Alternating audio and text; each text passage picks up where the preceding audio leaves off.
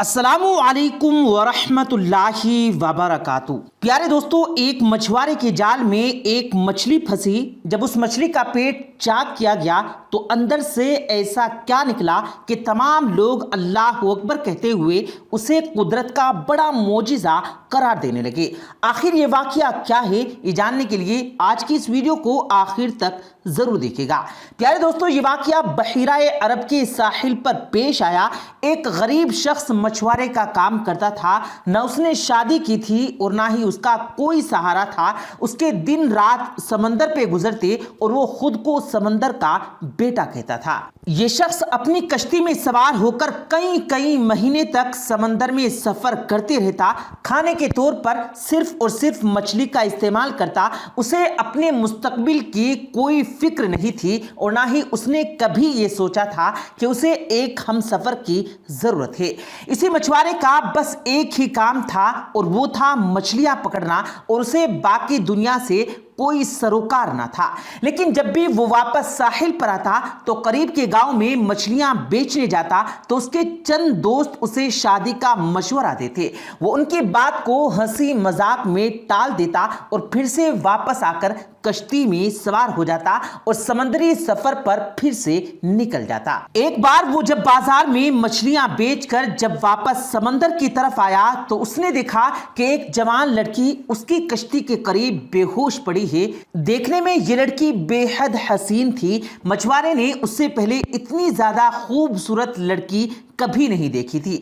مچھوارے نے اس لڑکی کو اٹھایا اور کشتی پر لے گیا۔ جب اس لڑکی کو ہوش آیا تو مچھوارے نے اس سے پوچھا کہ اے لڑکی، تم کون ہو اور کہاں سے آئی ہو؟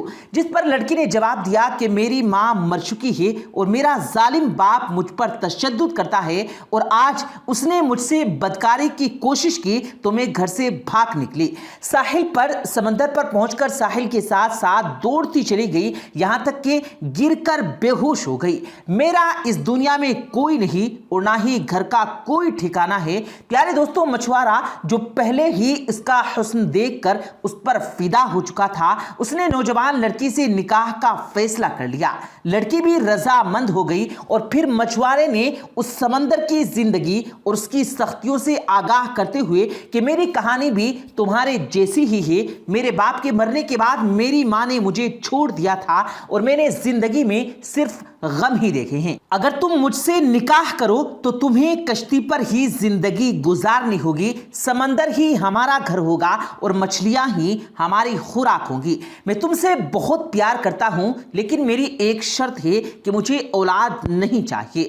وہ خوبصورت لڑکی پہلے تو حیران ہوئی، پھر اس مچھوارے کی بات مان لی اور نکاح ہو گیا۔ اب یہ دونوں میاں بیوی کی حیثیت سے ساتھ رہنے لگے۔ اللہ کی کرنی ایسی ہوئی کہ وہ خوبصورت لڑکی حاملہ ہو گئی اور مچھوارے کی شرط کے مطابق اس نے کچھ نہ بتایا۔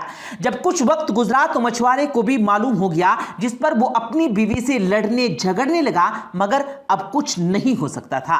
9 مہینے کے بعد اس لڑکی نے ایک خوبصورت سی بچی کو جنم دیا تو مچھوارا اپنی چھوٹی بیٹی کو دیکھ کر حیران رہ گیا۔ وہ بالکل اپنی ماں کی طرح بہت ہی زیادہ خوبصورت تھی، نیلی آنکھیں اور چوڑا ماتھا۔ اس کی شکل مچھوارے کے دل پر نقش ہو گئی، لیکن غربت کے ڈر سے مچھوارا اس لڑکی کی پرورش کرنے سے عاری تھا۔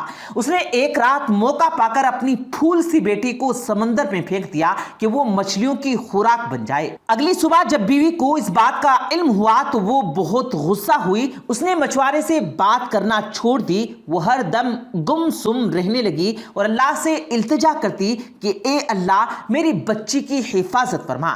پیارے دوستو، دوسری طرف مچھوارے کے جال میں مچھلیاں آنی بند ہو گئی۔ وہ سارا دن جال لگا کر بیٹھا رہتا، مگر کوئی مچھلی جال میں نہ آتی۔ مچھوارا اس عجیب صورتحال سے پریشان ہو گیا، کیونکہ وہ سمندر کے چپے چپے سے واقف تھا اور اس کی زندگی مچھلی مارنے میں ہی گزر گئی تھی۔ مچھلیوں کے بغیر 4 دن کا عرصہ بیت گیا۔ فاقوں کی وجہ سے مچھوارا اور اس کی بیوی کی حالت خراب ہو چکی تھی۔ مچھوارے نے تمام ہمت جمع کی اور اللہ کا نام ایک جال سمندر میں پھینکا۔ اس بار ایک بہت بڑی مچھلی جال میں پھنس گئی۔ وہ بہت خوش ہوا، مگر اس کی بیوی گم سم بیٹھی ہوئی تھی، اسے نہ کھانے کا ہوش تھا اور نہ پینے کا۔ بہرحال مچھوارے نے مچھلی کو کشتی میں کھینچا اور جلدی سے اس کا پیٹ چاک کیا تاکہ گوشت بنایا جا سکے۔ لیکن جیسے ہی پیارے دوستوں مچھلی کا پیٹ چاک کیا گیا تو اندر سے وہی بچی نکلی جسے اس مچھوارے نے سمندر میں پھینکا تھا۔ بچی کو دیکھتے ہی مچھوارے نے اسے پہچان لیا۔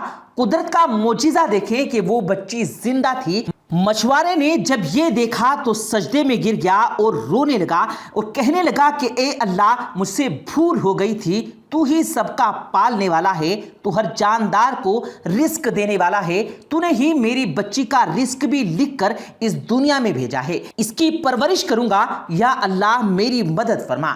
مچھلی کے پیٹ سے بچی کو نکلتا دیکھ کر اس کی بیوی بھی خوش ہو گئی اور اس نے بھی سجدہ شکر ادا کیا۔ سبحان اللہ۔ پیارے دوستو، جانکاری کے لیے آپ کو بتاتے چلے کہ سائنس نے اس سوال کا جواب دے دیا ہے کہ اسلام کے مطابق وہ ایک مچھلی کو ذبح نہیں کیا جاتا تو وہ حلال کیسے ہو جاتی ہے۔ اللہ تبارک و تعالیٰ نے دنیا کی ہر چیز بہترین انداز میں تخلیق کی اور ایک نظام قائم کیا، اور ایسا ہی معاملہ مچھلی کے ساتھ بھی ہے۔ تو جیسے ہی یہ پانی سے باہر آتی ہے تو اس کے جسم میں موجود تمام خون فوراً اپنا راستہ بدل لیتا ہے اور مچھلی کے منہ میں ایپسیگلوٹس جمع ہونا شروع ہو جاتا ہے۔ مچھلی کے پانی سے نکلنے کے کچھ وقت بعد ہی اس کے جسم میں موجود خون کا ایک ایک قطرہ ایپیگلوٹس میں جمع ہونا شروع ہو جاتا ہے اور اس کا گوشت خالص اور حلال لیتا ہے۔ یہی وجہ ہے کہ مچھلی کو ذبح کرنے کی ضرورت نہیں رہتی، اور جس دوران مچھلی کا گوشت بنایا جاتا ہے تو ایپیگلوٹس کو بھی نکال دیا جاتا ہے۔ صرف یہی نہیں، جب کسی جانور کو ذبح کیا جاتا ہے تو اس کے دل اور دماغ کا رابطہ ختم ہو جاتا ہے، اور دل اور جانور کی وردوں اور شریانوں میں موجود تمام خون کے باہر نکلنے تک دھڑکتا رہتا ہے، اور اس طرح اس کا گوشت خون سے پاک ہو کر حلال ہو جاتا ہے۔ دوسری طرف جب کسی جانور کو غیر اسلامی طریقے یعنی جھٹکے سے حلال کیا جاتا ہے تو اس کا دل فوراً دھڑکنا بند کر دیتا ہے اور یوں جسم سے خون کا فوراً نکلنا نہیں ہو پاتا۔ سائنسدانوں کا ماننا ہے کہ مختلف قسم کے سنگین بیماریاں پیدا کرنے والے جراثیم اور بیکٹیریا کی افزائش کے لیے خون بہترین چیز ہوتی ہے، اور جب جانور کے جسم سے خون کا اخراج نہیں ہو پاتا تو گوشت ہی خراب کر دیتا ہے، اور جب انسان اسے کھا لیتا ہے تو وہ بہت ساری بیماریوں کا شکار ہو جاتے ہیں۔ پیارے دوستوں، بنی اسرائیل کو اللہ تبارک و تعالیٰ نے ہفتے کے دن مچھلی کھانے سے منع فرمایا تھا، اور یہ اس قوم کی آزمائش تھی، لیکن جب وہ اس آزمائش میں ناکام ہو گئے اور اللہ تبارک و تعالیٰ کے حکم کو پسے پشت ڈال دیا تو اللہ تبارک و تعالیٰ نے اس کو بندر اور خنزیر بنا دیا۔ یہ آزمائش اور یہ حکم اس قوم کے ساتھ خاص تھی۔